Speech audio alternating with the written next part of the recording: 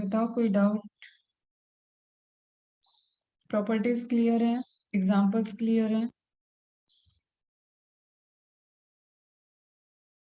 सबने तो नहीं रिवाइज किया, वरना वीडियो के व्यूज तो सिर्फ 11-12 हैं। रिवाइज नहीं करते हो तुम लोग, बात क्यों नहीं सुनते हो? चलो फिर हम क्वेश्चन पूछते हैं।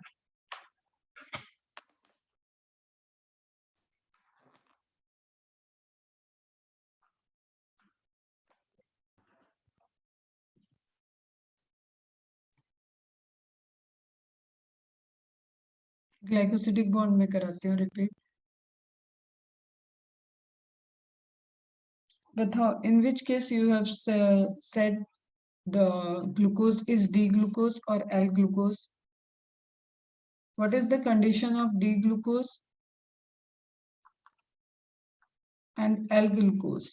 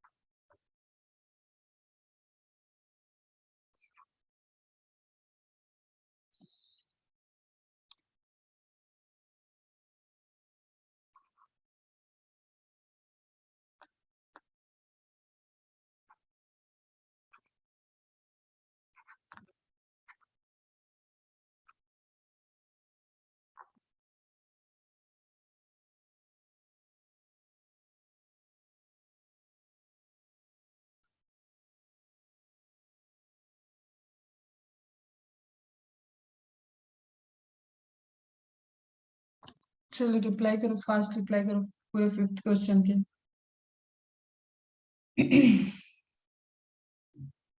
Right and left.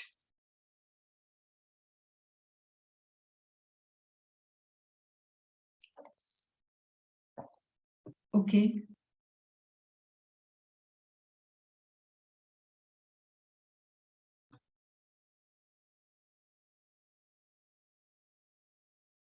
they are the isomers. Okay, first thing, they are the isomer in which the functional group which is showing isomerism, place the difference mirror image is on the left, either left or right side. Okay, if that is present in right side, it is known as D, dextrorotatory, and if present on the left side, it is known as N. Fourth का answer glucose plus fructose, glucose plus fructose. Okay, and glycosidic bond, जैसे CN bond होता है peptide bond, वैसे glycosidic bond को क्या कहते हैं? When two monomers join together, they arranged by the glycosidic bond. Okay, correct है, but bond किस किस ग्रुप में बनेगा? Sucrose is glucose for fructose, correct है।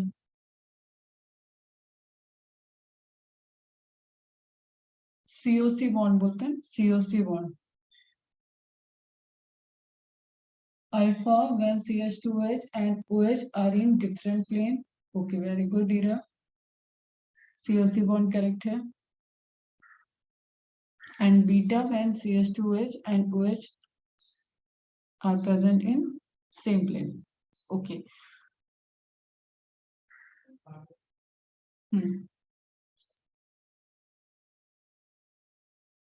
Okay, good.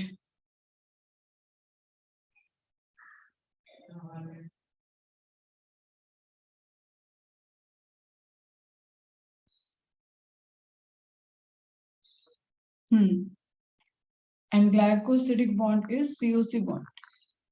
COC bond.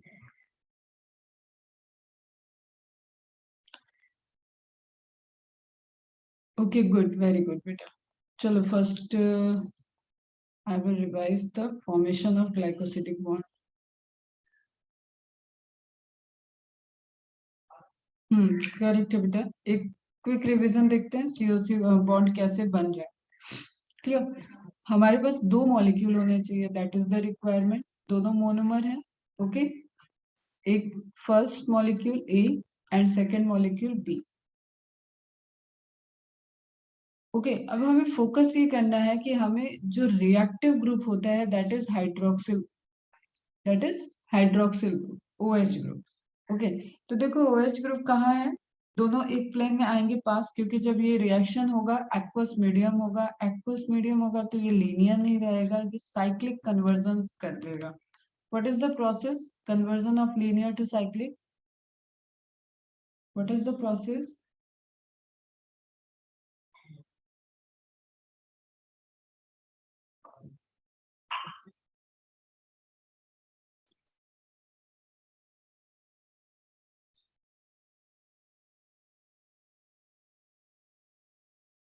अब देखो ग्लाइकोसिडिक बॉन्ड प्रोसेस का नाम बताना और ये सुनते रहो। ग्लाइकोसिडिक बॉन्ड बनने के लिए ये दूसरा मॉलिक्यूल ए के नीचे भी हो सकता है, ए के साइड में भी हो सकता है। इस तरीके से ये अरेंजमेंट को शो करता है, उससे आप बीटा अल्फा और उसकी लिंकिंग को लिखते हो कि वो कार्बन मॉलिक्यूल कौन सा किन किन कार्बन मॉलिक्यूल के बीच में लिंक बना है, क्योंकि there is number of possibility of hydroxyl and to react with, जिसमें highly reactive position this one, this one and this one, ये सब हाईली रिएक्टिव होता है। ओके, समझ में आ रहा है? ये हाईली रिएक्टिव, ऐसे इनकी प्रायोरिटी चलती है 1 2 3। खैर उस पर नहीं जाना है आपको। ठीक, मेन हमारा फोकस ये है कि बॉन्ड बनेगा कैसे। तो बॉन्ड बनने के लिए हमें कंडेंसेशन रिएक्शन करना होगा। Condensation reaction, by the removal of one water molecule we are going to join two molecules, two smaller molecule condense to form a larger molecule. Okay, by the withdrawal of a one water molecule, it is known as condensation reaction and dehydration synthesis. Okay बच्चा, तो अब one molecule water निकालते हैं, तो एक का पूरा OH group आ गया। OH ग्रुप रिमूव होता है तो निगेटिव चार्ज के साथ रिमूव होता है, इसका मतलब इसके पास C के पास रह जाएगा पॉजिटिव चार्ज, बात खत्म। दूसरे OH से हम पूरा OH नहीं रिमूव कर रहे हैं, हम उससे हाइड्रोक्सिल आयन से हम सिर्फ H को ले रहे हैं। ओके, जब हम H को ले रहे हैं तो वो देखो कुछ इस तरीके से रिमूव होगा ये पोर्शन। ओके, और H रिमूव होता है तो H प्लस के साथ रिमूव होता है, यहाँ पे रह जाएगा minus. What is going on now, ये माइनस और ये प्लस चार्ज मिलके यहाँ पे इलेक्ट्रॉन है, यहाँ पे इलेक्ट्रॉन की कमी हो गई, यहाँ पे वैलेंसी बिगड़ गई है, तो ये इसके साथ बाइंड कर जाएगा। अब बाइंडिंग क्या हो गई, सी ओ सी, सी ओ सी। ओके, सी ओ सी, ये वाला बॉन्ड हो गया। निकला क्या बेटा, ये OH और ये H plus OH minus, again positive negative, they form water molecule, and water molecule का निकलना ही क्या हो गया, डिहाइड्रेशन, डिहाइड्रेट हो गया, उससे वाटर को निकाल दिया गया। ओके, एंड क्या स्ट्रक्चर बन गया, this is your disaccharide. Bond is glycosidic bond. According to position, it is alpha. According to hydroxyl group, presence of hydroxyl group, it is alpha. It is also alpha. It is alpha. It is alpha. आप देख लो कहीं से भी देखो, ठीक है। तो alpha position, ये फर्स्ट कार्बन है, ये फोर्थ कार्बन है। अल्फा फर्स्ट वाले को लिया हमने ए को 1, एंड देन सेकेंड वाले का हमने लिया पोजीशन 4, तो कलेक्टिवली क्या बना, अल्फा 1 4, एंड बॉन्ड कौन सा है, glycosidic bond. Is it clear now?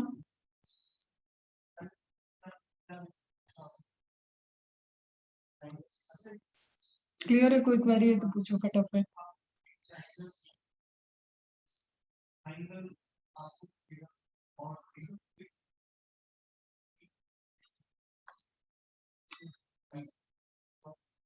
चलो आगे बढ़ते हैं। तुम लोगों ने बताया नहीं, What is the process in which conversion of linear to cyclic conversion takes place?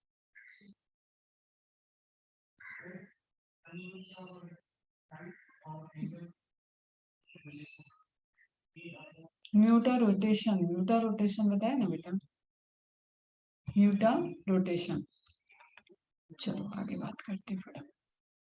तो ये हमने देखा था कि जो डाइसेक्राइड है उसमें हमें मेनली 3 डाइसेक्राइड तो बिल्कुल नहीं बोलना है, एक सुक्रोज, दूसरा maltose, third one is lactose. Linking भी ध्यान रखनी है इनके बीच, माल्टोज में 1,4 लिंकिंग होती है। सेलोबायोस कल पूछा था, इसका क्वेश्चन का आंसर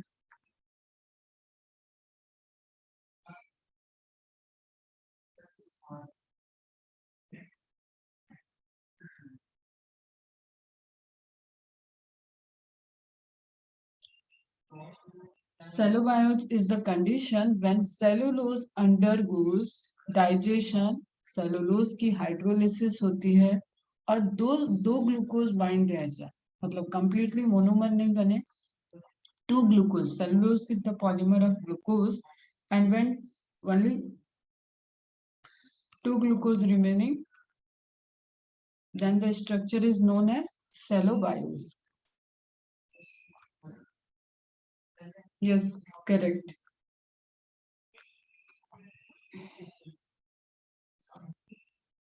फिर वही है, when cellulose undergoes the hydrolysis, when cellulose undergoes the digestion, then polymer of cellulose converted into dimer of glucose, that is known as cellobiose. Okay, clear है?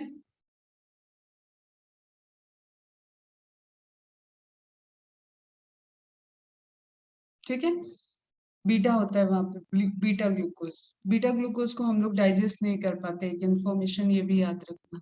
ये देखो ये बीटा है ना, CH2OH, यहाँ पे रहेगा OH सेम प्लेन पे, इन दोनों में डिफरेंस समझो, ये भी ग्लूकोज है, ये भी ग्लूकोज है, ये भी ग्लूकोज प्लस ग्लूकोज है, ये भी ग्लूकोज प्लस ग्लूकोज है। ओके, हम लोग की बॉडी बीटा ग्लूकोज को डाइजेस्ट नहीं कर पाती है।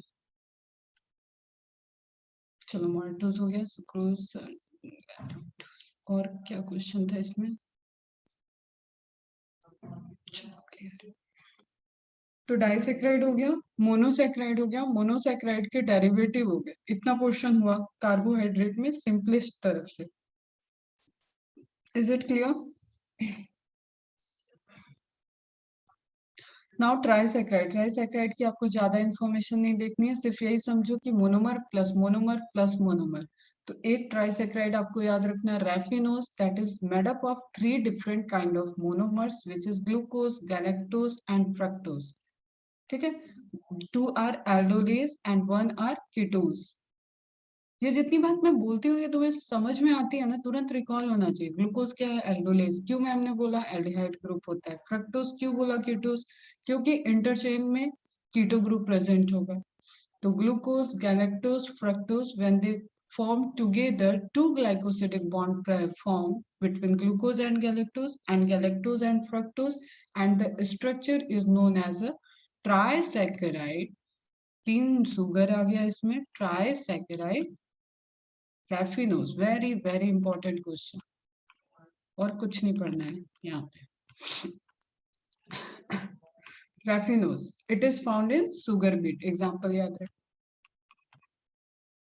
ओके, बॉन्डिंग वही होगी, अब चाहे आप पॉलीसेक्राइड तक चले जाओ, ओलिगोसेक्राइड तक, कहीं पे भी चले जाओ, बॉन्डिंग यही होनी है, glycosidic bond. Alpha 1,4, alpha 1,2, beta 1,4, beta 1,2, इस तरीके की ही बॉन्डिंग आपको मिलेगी, लेकिन बॉन्डिंग का नाम ग्लाइकोसिडिक लिंकेज ही होगा। प्रोसेस इज सेम, एक हाइड्रोक्सिल ग्रुप, एक H+ ion. Sugar beet, sugar beet क्या बोलते हैं उसको हिंदी में? एक मिनट रुको। सुगर बीट एक वो होता है ना बेटा, सैलेड में लेते हो, रुको मैं बताती हूँ।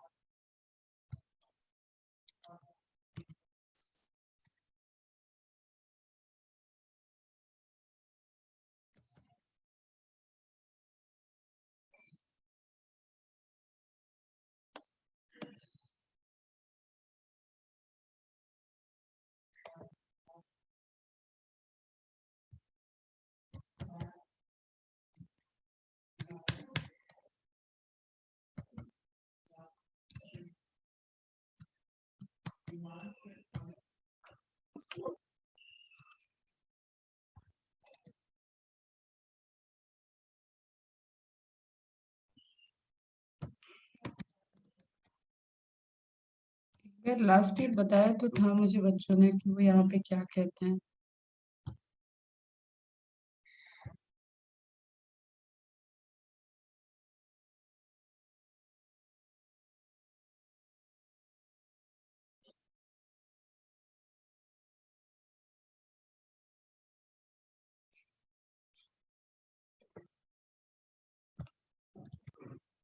अंडरग्राउंड मॉडिफिकेशन होता है।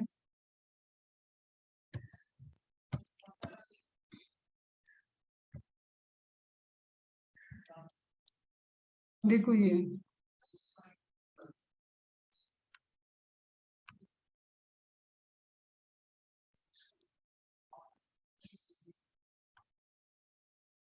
हाँ, मीठे चुकंदर, चुकंदर कहते हैं हम लोग। मीठे क्या, मीठे का नहीं पता। हम लोग के साइड चुकंदर बोलते हैं, इस साइड का नहीं पता। बट बीट रूट अभी क्लियर है ना, शुगर बीट, सेम है।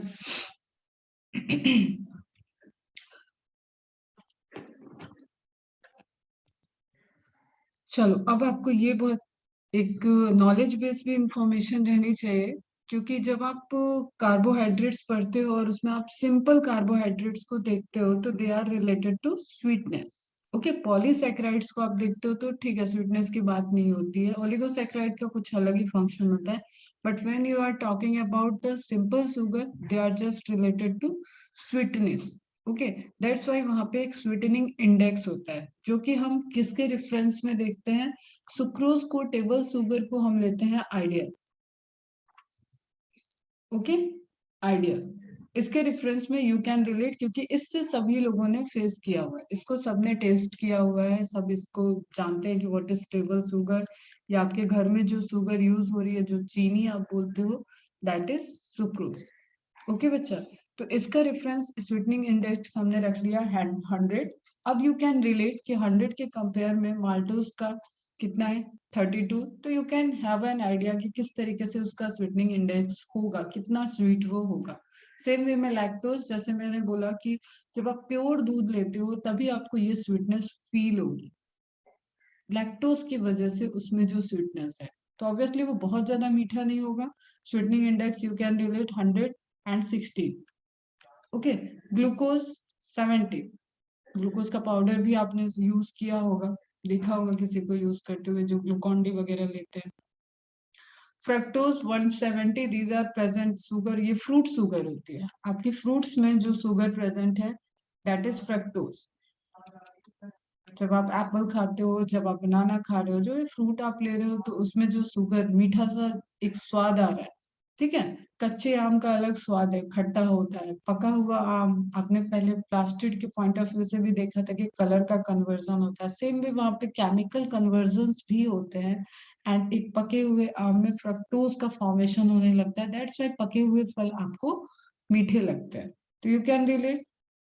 ठीक है, अगर आपको बहुत, जैसे आप लोग का अल्फांसो फेमस है, तो आप अल्फांसो का अगर आप मैंगो शेक बनाने जाओगे तो you don't need any added sugar. कहते हैं ना कि कोई शुगर एडेड नहीं है इसमें, बिकॉज उसका खुद का स्वीटनिंग इंडेक्स हाई होता है शुगर से। तो 100 से हाई देखो आप 170। मोनेलिन, ये इंपॉर्टेंट पॉइंट है। मोनेलिन अगर ऑप्शन में दिया है और क्वेश्चन पूछा है कि which one is the sweetening, sweetest, समझना, sweetest biomolecule, then monoline is correct. But if given, if question is about the sweetness, sweet sugar molecule, या sweet carbohydrate, then don't go for monoline, because it is the sweetest, but it is a protein and you can relate। ये 100 है, जो आप चीनी खाते हो ना, वो 100 पे हमने रखा, उसके कंपैरिजन में इट इज 2 लाख। तो यू कैन रिलेट कि कितना ज्यादा ये एकदम स्वीट होता होगा, but it is protein. Okay, ध्यान रखना, मोलेनिन मोनेलिन ऑप्शन में है तो बायोमोलिक्यूल के पॉइंट ऑफ व्यू से वो स्वीटेस्ट होगा, but as per the carbohydrate it is not the correct answer. Okay, which is having sweetening index 2 lakh. ठीक है, नेचुरल रिसोर्स में प्रेजेंट होता है, फ्रूट्स हैं कुछ जिसमें ये पाया जाता है। देन आपका केमिकल सैकरिन, इसका है 40,000 सैकरिन। ठीक है, बाइंडर की तरह ये यूज होता है जब आप किसी दवा वगैरह में खाते हो ना, अस्पार्टम सैकरिन ये सब वहां पे यूज होते हैं to added sugar. As a जब आप कोटिंग देखते हो ना किसी दवा को खाने के टाइम, अगर आपको दवा का रियल टेस्ट जानना है और उस पर कलर कोटेड है तो जस्ट ट्राई करो कि उसको ब्रेक करके जरा खा के देखना, तो आपको उसका रियल टेस्ट समझ में आ जाएगा। उसके ऊपर एक शुगर कोटिंग की जाती है, कलर कोटिंग की जाती है, ताकि वो जब तक डाइजेशन तक पहुंच रहा है वो दवा डिफ्यूज हो रहा है, उसको डिस्पर्जन डिफ्यूजन जिससे भी तुम्हें समझ में आए। अलग अलग मेथड होते हैं, मेडिसिन टू मेडिसिन वेरी करता है।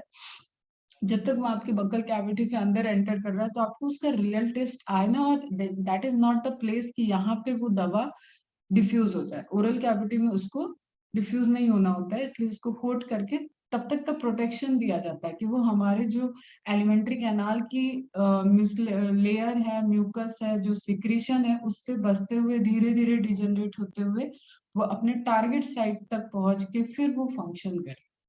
तो जस्ट फॉर दैट पर्पस ये सब यूज होता है। नाउ ओलिगोसैकेराइड, याद है सबको ओलिगोसैकेराइड? अपन ने पढ़ा था, कहाँ पढ़ा हुआ है? सेल मेम्ब्रेन में पढ़ा हुआ है। कैसे प्रेजेंट है? रिसेप्टर्स के फॉर्म में प्रेजेंट है। ठीक वही है, वही ओलिगोसैकेराइड की अपन बात करें। Most of the oligosaccharide in the cell are found on the cell membrane. These are present at the outer side of the cell membrane because they are the tag।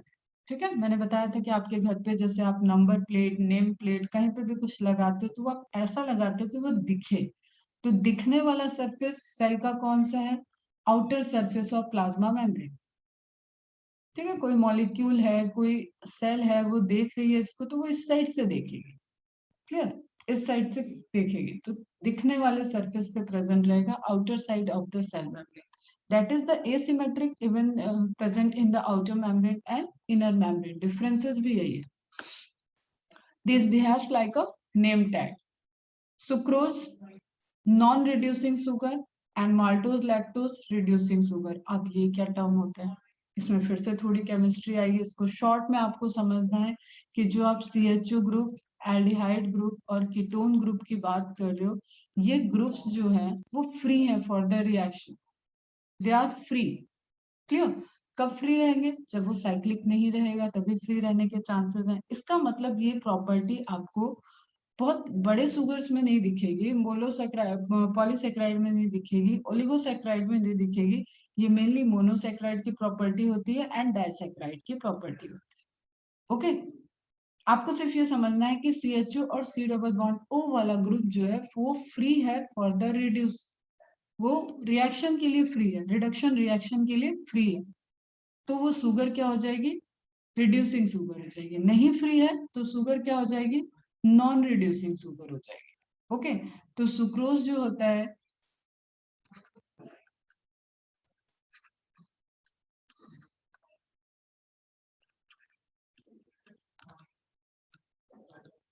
इसका डिटेल हम कभी आपको बता देंगे। थोड़ा सा आप पढ़ लो केमिस्ट्री के रिएक्शन, तब हम लोग बात कर लेंगे इस पर फिर से। इसके रिएक्शंस दिखा दूंगी मैं तुम। ये टेस्ट होते हैं बेटा, ये प्रेजेंस को टेस्ट करने के लिए भी हम लोग ये सब केमिकल वाले पॉइंट ऑफ व्यू से आपको ये देखना होगा कि कौन सी शुगर प्रेजेंट है, तो उसका रिड्यूसिंग रिएक्शंस देखते हैं हम लोग। चलो, तो सुक्रोज जो है वो नॉन रिड्यूसिंग शुगर है, उसको रिड्यूस नहीं कर सकते हैं। माल्टोज और लैक्टोज जो है वो रिड्यूसिंग शुगर है। ये आपके नाम बस काम के हैं। क्वेश्चन बन गया, आंसर आपको पता होना चाहिए। जाइलोलोज जो शुगर फ्री, देखा है ना कोई डायबिटिक होता है तो एक बढ़िया सी टैबलेट का बॉक्स आता है, ठीक, sugar free. Okay, that is xylose. Direct question है ये भी। In in a is a होगा, इज अ नॉन न्यूट्रिटिव, कोई कैलोरिक वैल्यू नहीं होगी तभी उसको क्या बोलते हैं? Non nutritive. हर हर बायोमोलिक्यूल का, हर डाइट में आप जो ले रहे हो उसका आप देखते हो ना कैलोरिक वैल्यू होता है, कुछ उसमें एनर्जी आपको मिलती है। ओके, तो that is non nutritive sweet sugar.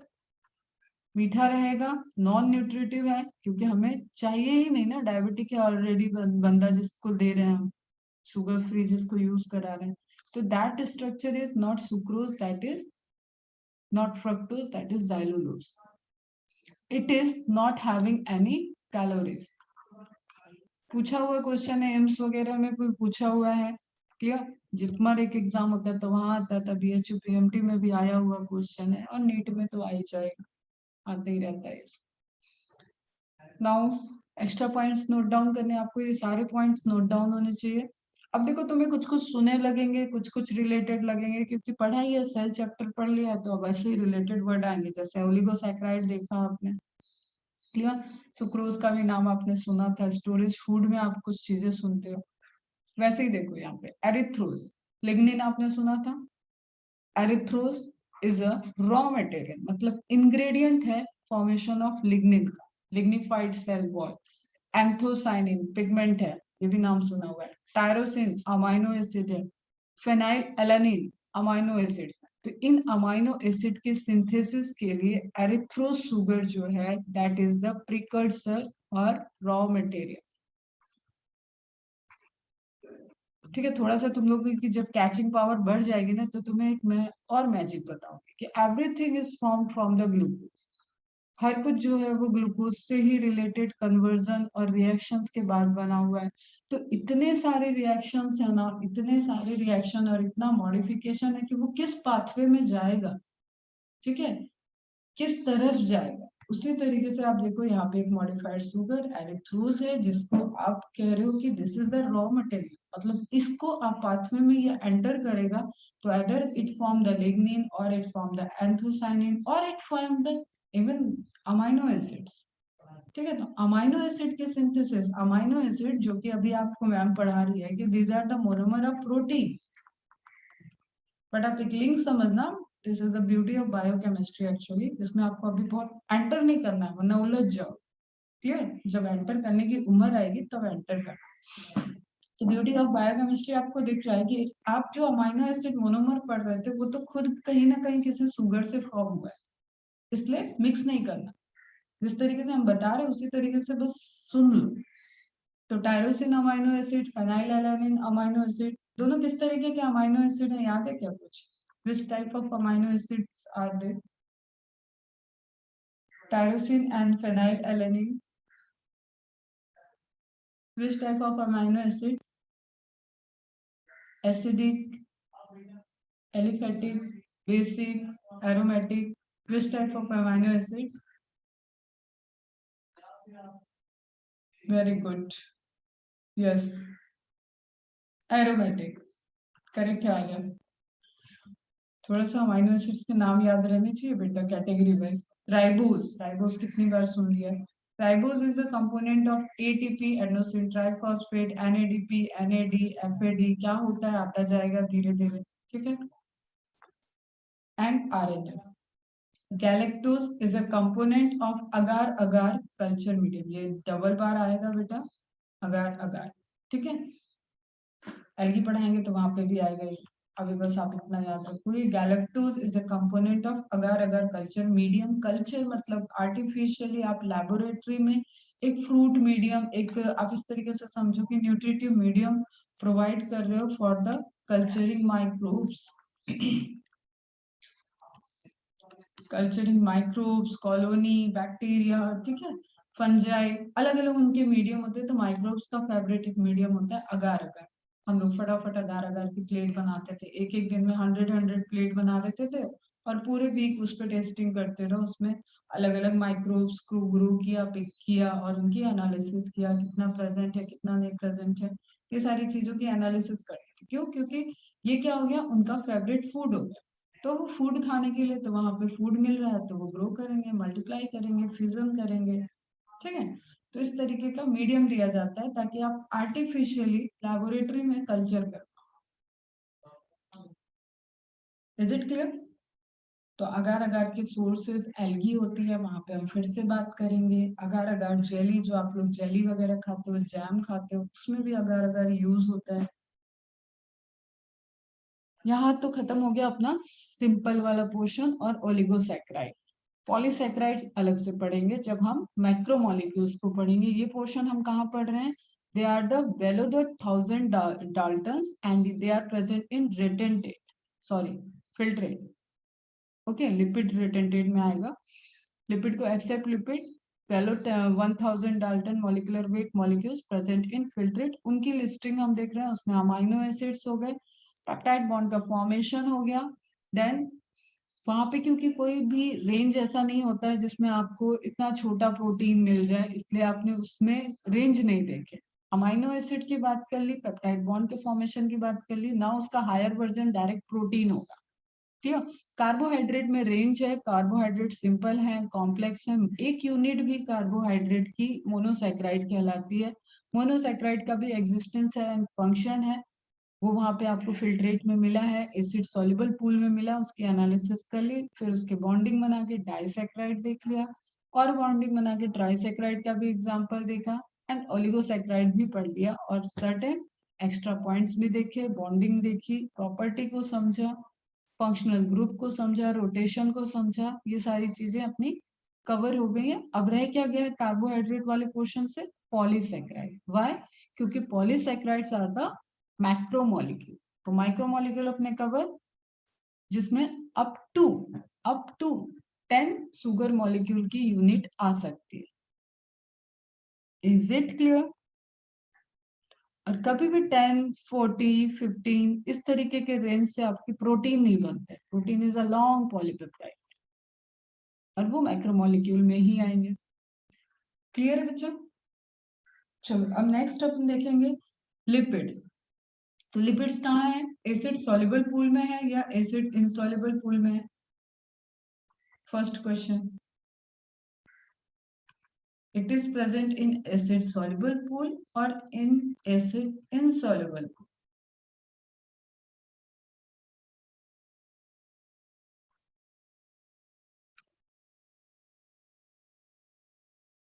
Fast reply, insoluble pool. Very good बेटा, ठीक है। And molecular weight is below the 1000 Dalton, मतलब below the experimentally below the 800 Dalton। Clear है? यस बेटा, करेक्ट। तो अब कुछ पॉइंट देखेंगे लिपिड्स का। Term lipid proposed by Bloor. Lipids are,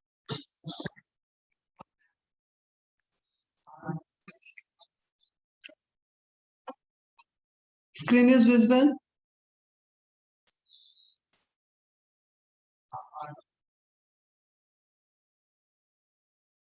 okay good.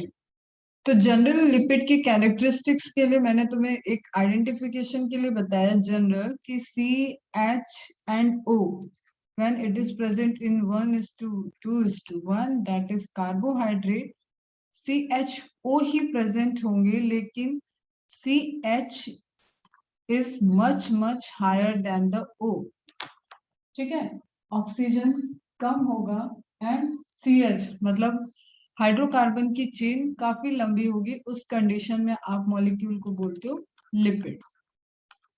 Okay, blur scientist थे जिन्होंने टर्म लिपिड को दिया। डायरेक्ट क्वेश्चन है, lipids are fatty acids ester of alcohol. Lipid मैंने आपको सेल मेम्ब्रेन के टाइम में भी पढ़ाया हुआ है, आपको स्ट्रक्चर याद होना चाहिए, कैसे लिपिड की बॉन्डिंग बनी है, एस्ट्रिफिकेशन क्या होता है, ये सब हम लोगों ने वहां पे भी थोड़ी सी बात की थी।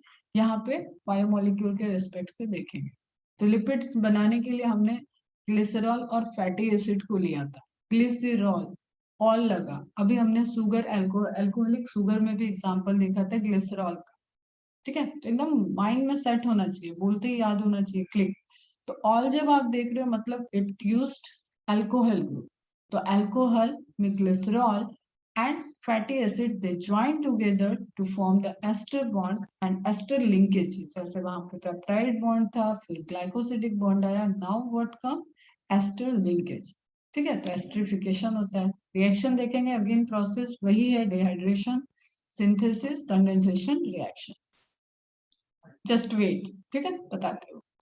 insoluble in water, that's why it is present in retentate। ठीक है, एसिड की भी प्रॉपर्टी, एसिड मतलब वहां पे वाटर होगा, क्लियर, वाटर है वहां पे, इनसॉल्युबल है, इसलिए ये आपको रिटेंटेट में मिला, बल्कि even according to molecular weight के according it is micro molecule.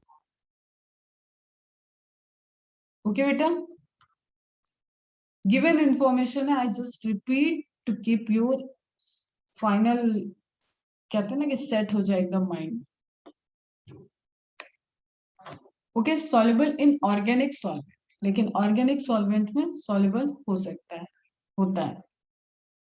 Made up of CH and O, but O content is much less than C and H. Hydrocarbon, C H को बोलते हैं हाइड्रोकार्बन, तो हाइड्रोकार्बन चेन के comparison में ओ का component कम है, ओ सिर्फ वही है जो ग्लिसरॉल एस्टर बॉन्ड बनाएगा, वहां पे आपको ओ दिखेगा, ठीक है। और बाकी कार्बोहाइड्रेट में आपको कैसे दिख रहा था, H O H H O H H O H, तो हर एक कार्बन की चेन पे आपको हाइड्रोक्सिल ग्रुप दिख रहा था, समझ में आ रहा है। दैट्स वाई वहां पे रेशियो कैसा था, 1:2:1, 1:2:1, यहाँ पे रेशियो वैसा नहीं रहेगा, लेकिन कंपोनेंट बेस फ्रेम क्या है इनका, कार्बन है, हाइड्रोजन है, ऑक्सीजन है, ठीक, नाइट्रोजन आ जाएगा तो peptide, amino acid, and phosphorus आ जाएगा तो न्यूक्लियोटाइड, इस general composition. The basic component of lipid is fatty acid, basic मतलब एसिड बेस वाला बेसिक नहीं है ये, बेसिक बेस, बेस क्या है, लिपिड को लिपिड कौन बना रहा है, ये तो अल्कोहल है बेटा, ये अपने आप में अल्कोहल है, तो लिपिड को लिपिड बनाने वाला मॉलिक्यूल कौन सा हुआ, fatty acids. Okay, fatty acids are organic acids having hydrocarbon chains that ends at a COOH group, carboxylic group तो आना जरूरी है जब आपने एसिड वर्ड दे दिया,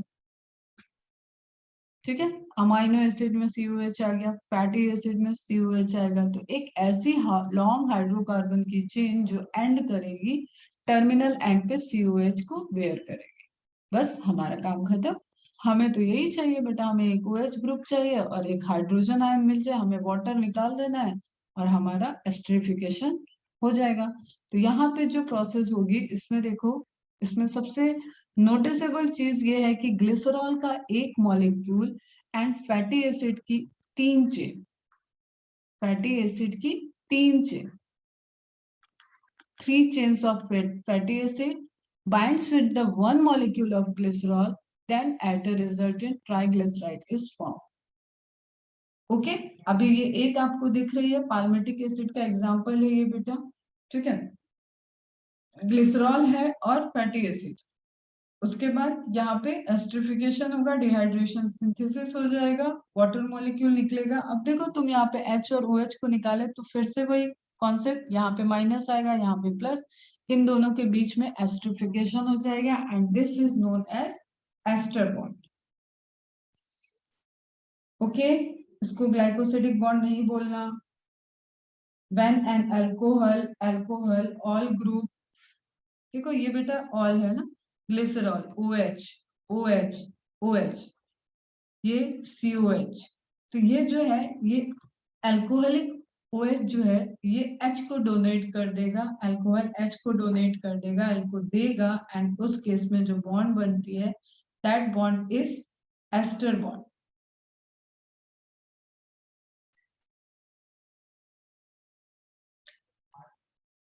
ओके, समझ में आई इतनी सी बात।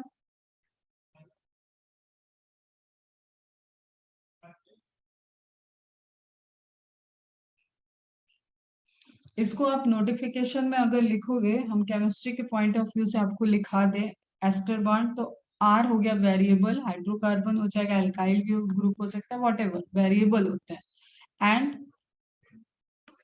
डबल बॉन्ड ओ, देखो यहाँ पे आपने डबल बॉन्ड ओ को डिस्टर्ब नहीं किया, that linkage is ester bond, इसको बोलते हो आप एस्टर लिंकेज, ऐसे लिख लेना।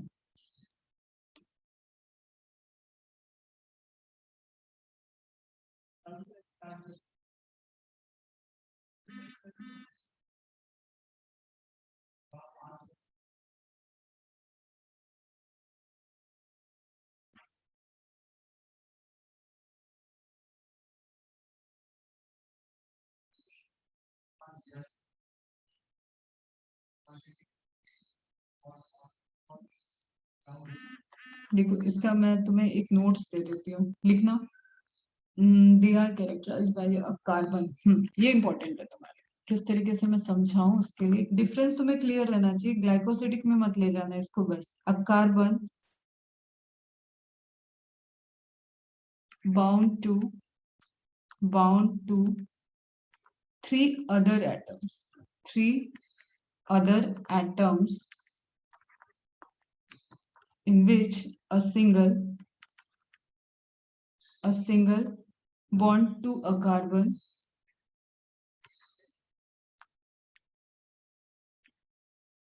देखो ये R की जगह अगर हम CH3 लिख देंगे ना तो यहाँ पे C से बाइंड करेगा, वही हिडन है, bond to a carbon.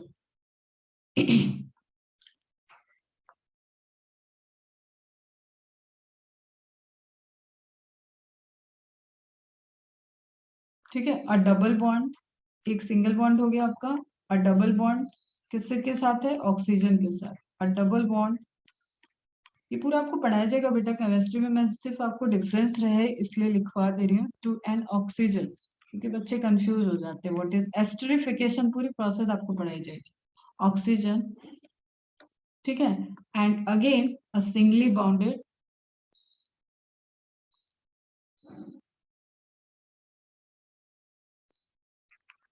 The singly bounded क्या है, देखो ऑक्सीजन है लेकिन वो फिर पैरेलली वो फिर से एक कार्बन के साथ जुड़ा हुआ है, आर में कार्बन आ जाएगा, हाइड्रोकार्बन। ठीक है, the singly bound oxygen which which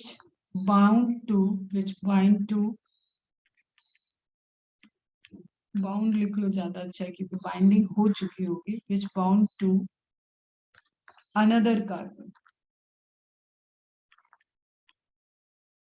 ये नोट्स में लिख लो आप, a carbon bound to three other atoms, एक कार्बन, ये सेंटर वाले कार्बन के लिए हो गया, this center carbon, a carbon bound to three other atoms, okay, carbon तीन अदर एटम्स से बाइंड किया हुआ है, इसका मतलब वहां पे वैलेंसी कंप्लीट नहीं होगी, तो एक को आप ले जाओ डबल बॉन्ड के साथ, डबल बॉन्ड के साथ क्या हो गया आपका, ऑक्सीजन। इतनी बात क्लियर। अब दूसरे जो है, ध्यान से सुनो बेटा, दूसरा जो कार्बन कार्बन से बाइंड करेगा दैट इज आर। आर हमने पहले भी देखा है, वेरिएबल अल्काइल ग्रुप हम इनको बोलते हैं, हाइड्रोकार्बन कुछ भी हो सकता है, यहाँ पे कुछ जो भी लग जाए, ठीक है, कहीं पे भी किसी के साथ बाइंड करके एस्टर हो सकता है, लेकिन कंडीशन ये है कि ये एक सिंगल कार्बन से बाइंड करा होगा और दूसरे एंड पे इसने ऑक्सीजन के साथ ही सिंगल बाउंड बनाया होगा, लेकिन वो ऑक्सीजन एक और कार्बन से बाइंड बना रखा होगा, दिस इज द एस्टर, इसको बोलते हैं एस्टर। ठीक है, और जब किसी रिएक्शन से ये बॉन्ड बनता है उस रिएक्शन को बोलते हैं एस्टरिफिकेशन। तो a carbon bound to three other atoms, a single bond to a carbon जो आप यहाँ पे आर से डिनोट कर रहे हो, a double bond to an oxygen जो खुद आप डबल बॉन्ड ओ लिखा हुआ है, and the singly bonded oxygen when which bound to another carbon. तो आप इसको लिख लो, फर्स्ट स्टेटमेंट, ये हो गया आपका फर्स्ट, ठीक है, फिर ये हो गया आपका सेकंड एंड ये हो गया आपका third one. Is it clear, समझ में आया। अभी बाइंडिंग कैसे बनती है उसकी बात करते हैं।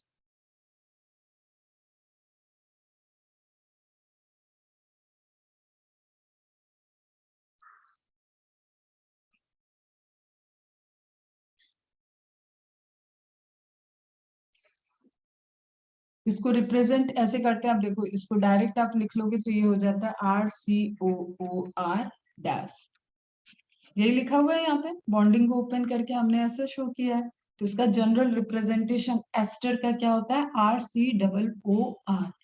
ये हम लिपिड नहीं लिख रहे हैं, ध्यान रखना, this is just this portion, जो ये इन्वॉल्व होगा ना एस्ट्रिफिकेशन में उसकी बात कर रहे हैं, तो आर ये एक हो गया, उसके लिए आर हो जाएगा ये वाला पोर्शन, ये एक आर हो जाएगा, ओ ये और आर, ये वाला ओ इधर से जुड़ जाएगा और ये एक डबल बॉन्ड हो जाएगा। दिखाते हैं हम आपको बॉन्ड बनेगा कैसे, वो हम दिखाते हैं। इतनी बात आपको क्लियर हुई। ये सी कौन सा रहेगा, ये वाला डबल बॉन्ड ओ किसके पास है, ध्यान से देखो तुम्हें समझ में आ जाएगा कि which C is involved in the formation of ester. एक बार मैं यहाँ पे थोड़ा सा क्लियर करती हूँ।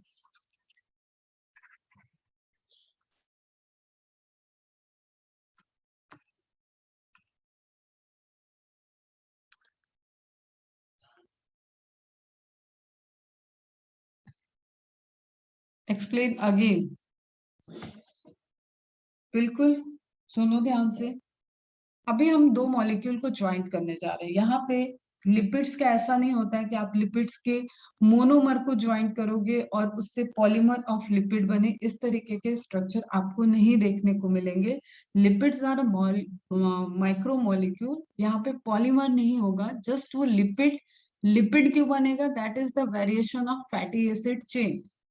ओके, फैटी एसिड चेन्स में वेरिएशंस होगा। तो जब से हम सबसे सिंपल से स्टार्ट करते हैं, तो एक सिंपल लिपिड भी बनाने के लिए आपको दो मॉलिक्यूल की नीड है, and they that are not the monomer. उसको आप मोनोमर नहीं बोलते क्योंकि दोनों अलग अलग टेंडेंसी के हैं, एक एसिड है एक alcohol. Clear? And when alcohol and acid bonds together they form the ester bond.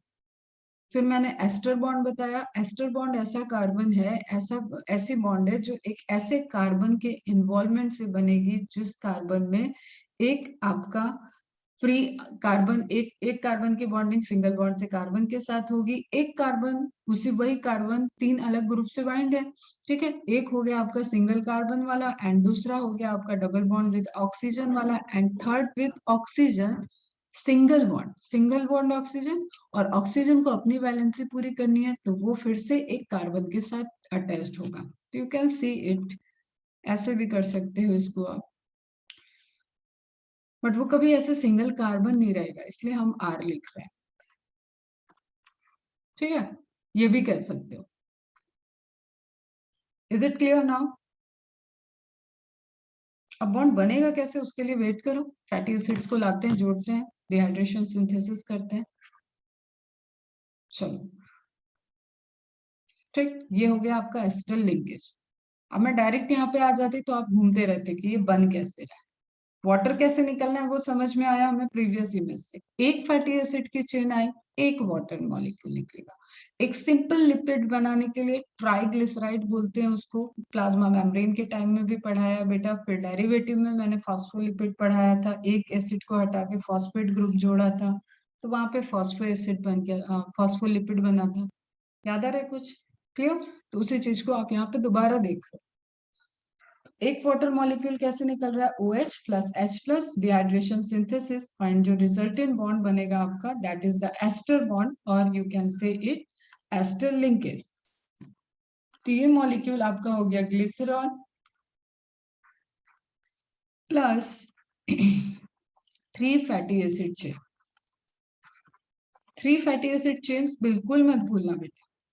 एक फैटी एसिड से सिंपल लिपिड नहीं बनता है, 3 फैटी एसिड्स आएंगी तभी आपका बनेगा ट्राइग्लिसराइड। 1 2 एंड 3। फैटी एसिड की क्या डेफिनेशन लिखी, long hydrocarbon chains which and with the COOH group. अब यहाँ पे अगर वाटर नहीं निकला होता तो यहाँ पे देखो, आप इसमें देखो, इस इमेज में OH है ना, तो ends with the COOH group. Is it correct? Correct है?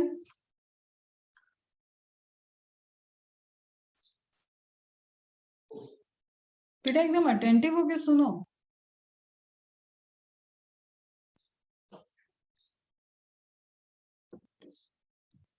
एग्री कर रहे हो? फैटी एसिड की डेफिनेशन सिर्फ देखो, फैटी एसिड्स क्या लिखे हो, fatty acids are organic acid having hydrocarbon chain that ends at a carboxylic group. तो वही तो दिख रहा है यहाँ पे बेटा, ये हो गया हाइड्रोकार्बन चेन। हाइड्रोकार्बन क्या, CH लिखा हुआ है पूरा, ये हाइड्रोकार्बन की लॉन्ग चेन हो गई, और it ends with the COOH। Okay, चलो अब आगे देखो। तो इसी तरीके से आपका 3 फैटी एसिड आया, 3 अल्कोहल ऑल ग्रुप था, मतलब OH था, एक अल्कोहल था, एक अल्कोहल ग्लिसरॉल यहाँ पे लिया है आपने जिसके पास OH के 3 कंपोनेंट, हर कार्बन 1 2 3 पे वहां पे एक एक OH प्रेजेंट है। OH अब H को डोनेट करेगा, COOH OH को डोनेट करेगा, OH plus H, OH minus plus H plus, आपका फाइनली H2O निकालना है आपको, निकल गया H2O। H2O निकलते उनके बीच में एस्टर लिंकेज बन गया।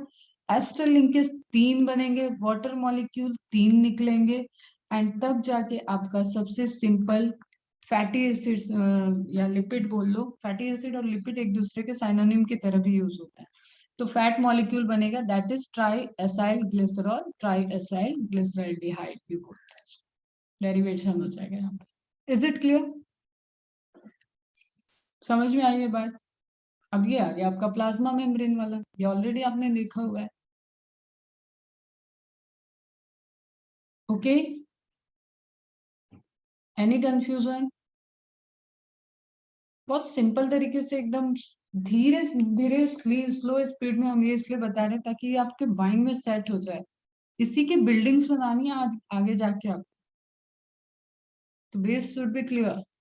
Glycerol and fatty acid, fatty acid कितनी? 3, ग्लिसरॉल 1। हमें 3 हाइड्रोक्सिल ग्रुप चाहिए, ग्लिसरॉल 3 नहीं चाहिए, ये सब सिली मिस्टेक्स नहीं करना। 1 glycerol, 3 fatty acid, removal of 3 water molecule, formation of 3 ester linkage, and as a resultant simplest lipid form which is known as triacyl triglyceride। Simple C theory. ये reaction एक समझ में आना चाहिए, ये मेरे लिए, मेरी समझ के लिए मैंने फ्लो बना लिया। इसी तरीके से आपका भी कुछ होना चाहिए जो आप एक शॉर्ट में लिख लो। यही हो रहा है प्रोसेस यहाँ पे। और एक दिन मैंने आपको पहले भी बताया कि आयुपेसी नेम में जब आप इस तरीके से ऐसे ऐसे लाइन खींचते हो, that is carbon hydrogen, carbon hydrogen, हर एक बैंड आपको कार्बन डोनेट करना पड़ेगा। ठीक है, ये कार्बन है, ले लो स्क्रीनशॉट, यही प्रोसेस हो रहा है। ओके, ध्यान रखना ग्लिसरॉल H प्लस आयन को देगा, एंड कार्बोक्सिलिक एसिड जो प्रेजेंट है COH ग्रुप, वहां से OH रिमूव होगा, एंड COOH का OH and H plus from the hydroxyl group of glycerol, they together forms water, 3 water molecule remove हो गया, और रिजल्टेंट आपका क्या हो गया? सिंपलेस्ट फैट या लिपिड बन गया। तो formation of a fat. Reaction is dehydration synthesis और कंडेंसेशन रिएक्शन। अगेन 2 मॉलिक्यूल्स मिलके एक लार्जर मॉलिक्यूल को बना रहे हैं, कंडेंसेशन रिएक्शन, वाटर मॉलिक्यूल निकल रहा है, दैट्स व्हाई डिहाइड्रेशन सिंथेसिस। और इसी का रिवर्स करते हो जो डाइजेशन में होता है, हाइड्रोलेज एंजाइम आएगा, उसकी कैटेगरी कौन सी होगी? लाइपेज एंजाइम की। Lipase enzyme acts on lipids, तो रिएक्शन क्या हो जाएगा? हाइड्रोलिसिस। इसके बारे में भी लाइसोसोम में बात किया हुआ है। इज इट क्लियर बेटा? तो इसका रिवर्सिबल रिएक्शन, अगर आपको फैट को तोड़ना है तो आप हाइड्रोलिसिस कर लो। देखो रिवर्सिबल साइन है ना, इस साइड से इस साइड, इस साइड से इस साइड, तो इधर सिंथेसिस हो रहा है, इधर ब्रेक डाउन हो रहा है, दिस इज ब्रेकिंग।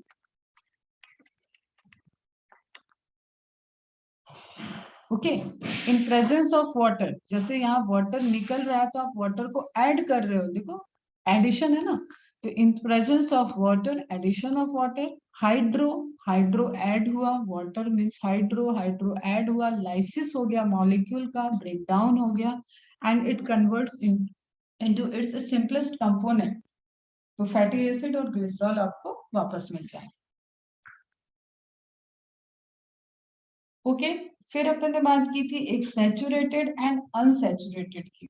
जब तक आप एकदम प्लेन देख रहे हो, HCS सब कुछ एकदम सिंगल बॉन्डेड स्ट्रक्चर से दिख रहा है, then the structure is saturated. Okay, जैसे ही उसमें आपको डबल बॉन्ड प्रेजेंस दिख रही है, जैसे थर्ड फैटी एसिड में यहाँ पे डबल बॉन्ड दिख रहा है, तो थर्ड फैटी एसिड की चेन क्या है? अनसैचुरेटेड। ओके, यहाँ पे अपर वाला इमेज क्या है? Unsaturated fatty acid with double bonds, yellow colour में रिप्रेजेंट किया जा रहा है। ठीक है, और फिर आपको जो भी आप प्लांट सोर्स से मैक्सिमम लेते हो, they are the unsaturated fat, and जो आप एनिमल सोर्स से लेते हो जैसे घी, बटर, मिल्क, ये सभी क्या होते हैं? सैचुरेटेड फैटी एसिड चेन होती है इनके पास, इसमें डबल बॉन्ड नहीं प्रेजेंट होता है। लिपिड का स्ट्रक्चर पढ़ाते वक्त मैंने तुम्हें इस तरीके से एक हाइड्रोफोबिक टेल बताई थी और ऐसे टिल्ट किया था, and then I said you कि that tilt is due to the presence of double bond. कुछ याद आ रहा है?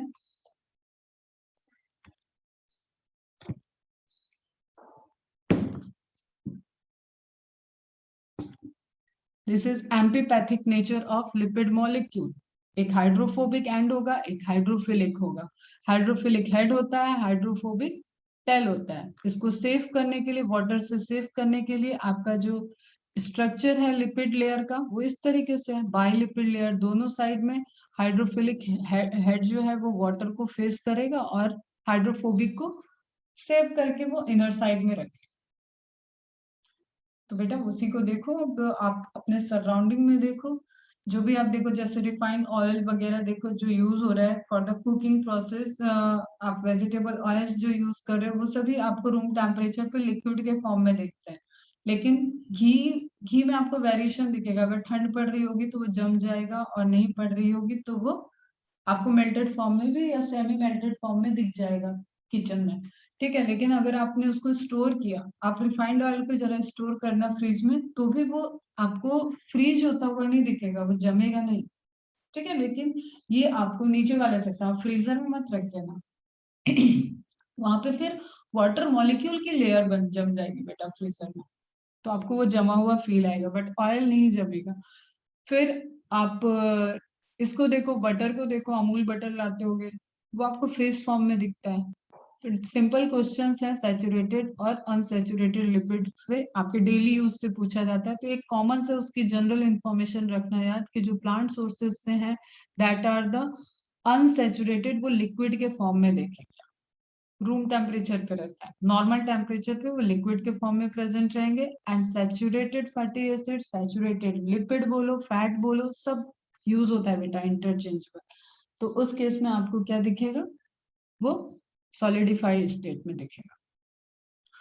अब जो आपको मैंने एक बात बोली कि लिपिड्स आर माइक्रोमोलिक्यूल, उसके लिए आपको याद होना चाहिए कि यहाँ पे इतना कोई पॉलीमर वाला चीज नहीं है। This is 16 to 18, max to max 24 carbon की चेन होती है, 24. Okay, the fatty acids are of two types: saturated fatty acids, they do not possess any double bond in their carbon chain, they have high melting point. Okay, so they are solid or semi solid at room temperature. Most of the animal fats are saturated. General formula CnH2nO2। देखो बेटा वहां पे formula क्या था, CnH2n and ON, यहाँ पे O को constant कर दिया जाएगा, तभी तो O कम होगा और हाइड्रोकार्बन ज्यादा होंगे।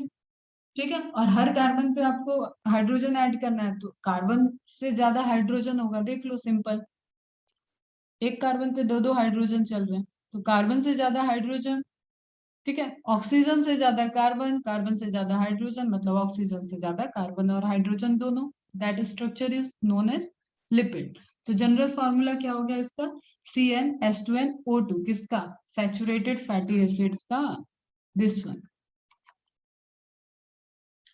ओके बेटा, क्लियर है?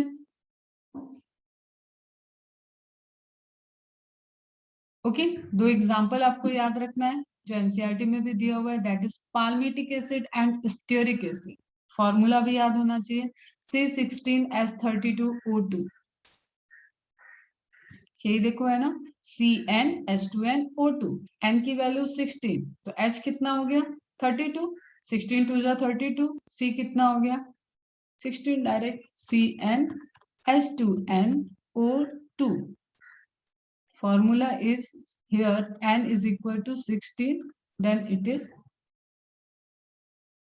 ऐसे लिख लो।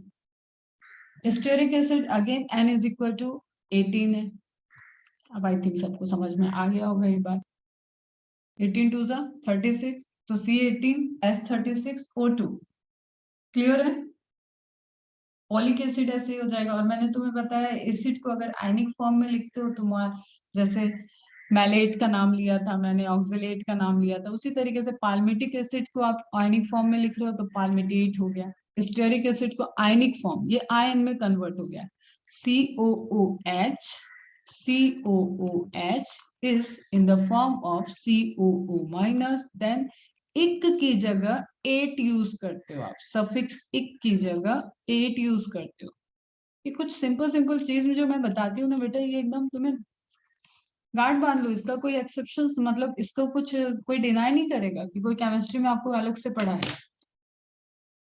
ठीक है, इतनी केमिस्ट्री तो अपन भी जानते हैं, तो आप एकदम याद रखो कैसे एल्डिहाइड अल्कोहल इनका कन्वर्जन होता है, वो भी हम बताएंगे जब आप फिजियोलॉजी पढ़ोगे, तो हम वहां उस लेवल की भी बात करें।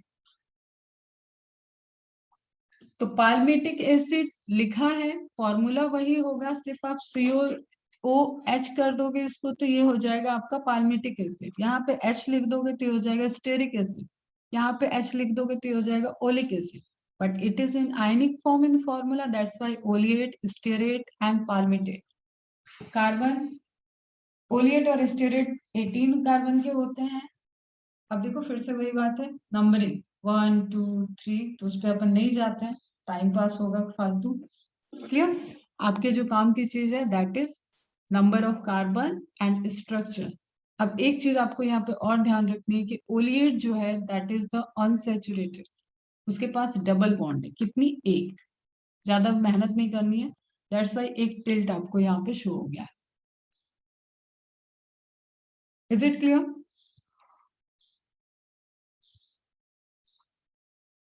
तो palmitic acid, stearic acid, oleic acid, very good. Okay, अब स्टेरिक एसिड में क्या आया, डबल बॉन्ड आ गया, डबल बॉन्ड आ गया तो वो कैसा हो गया,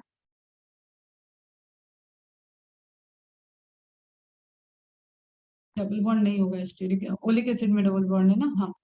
तो स्टेरिक एसिड डबल बॉन्ड नहीं है तो वो कैसा है बेटा, सैचुरेटेड है, तो रूम टेम्परेचर पे कैसा रहेगा, सॉलिड स्टेट में दिखेगा।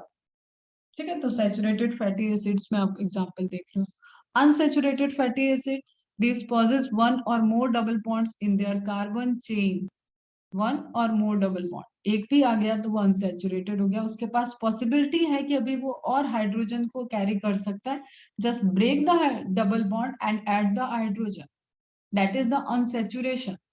सैचुरेशन मतलब बस अब सैचुरेट हो चुका है, इससे ज्यादा वो हाइड्रोजन ले ही नहीं सकता, उसकी मैक्सिमम लिमिट आ गई है, that is the saturation.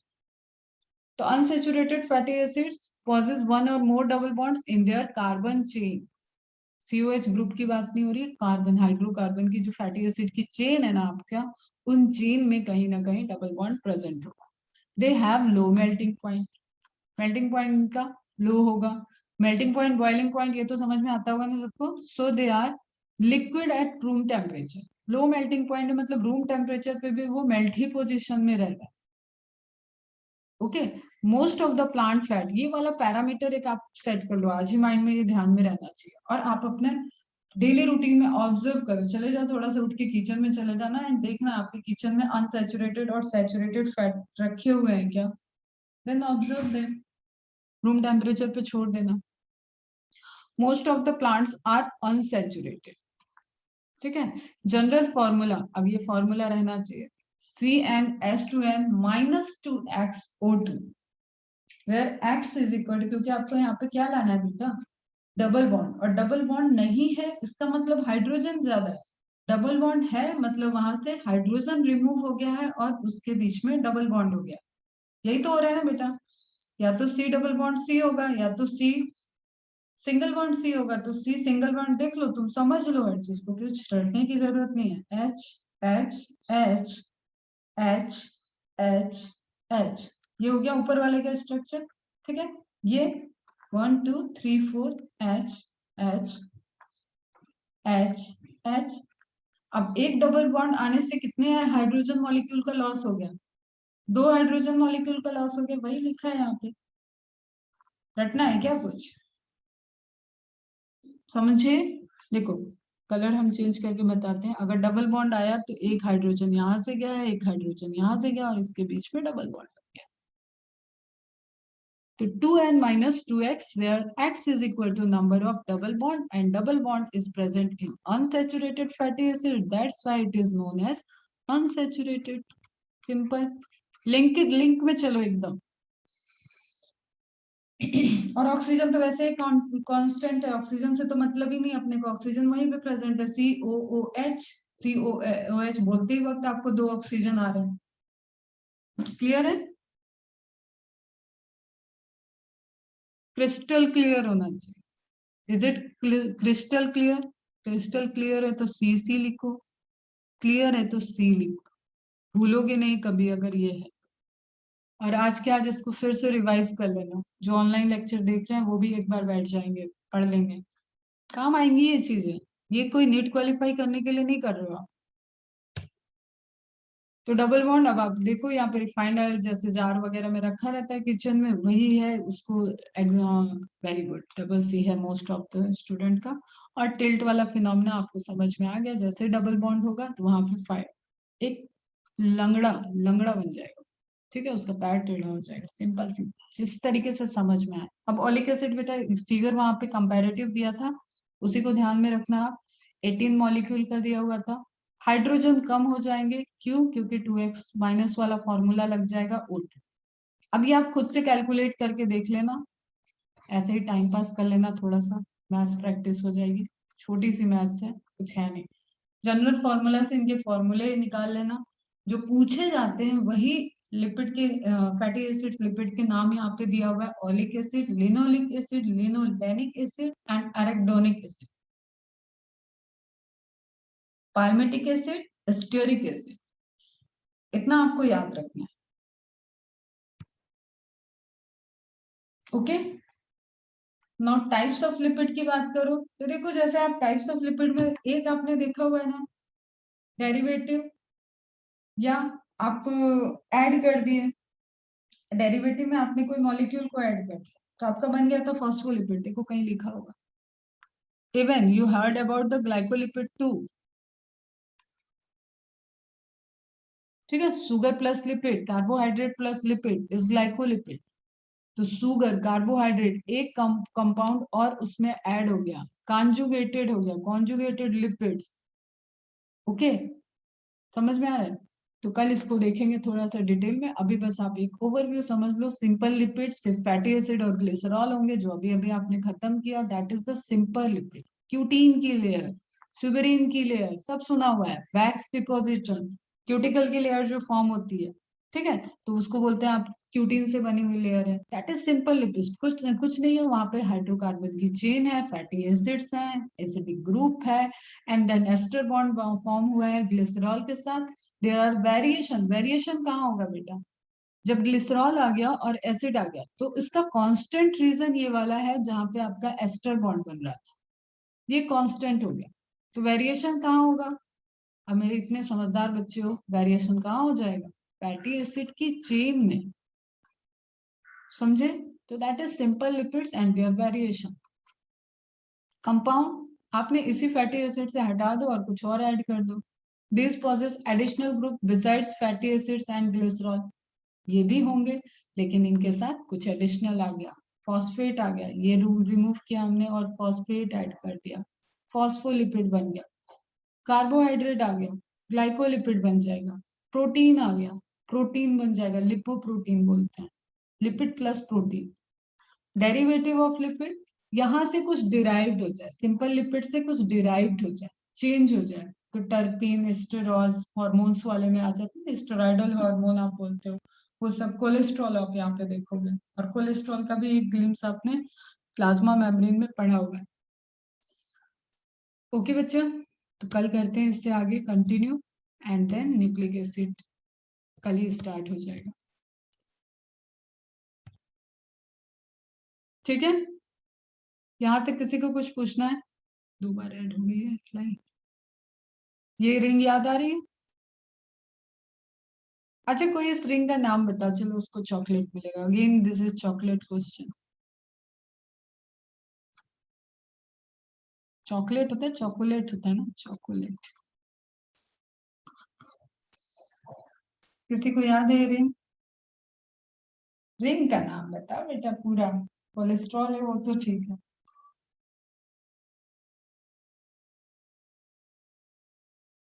Please show unsaturated fatty acid slides. चलो हम स्टार्ट करा देते हैं। साइक्लोपेंटेनोन अनसैचुरेटेड।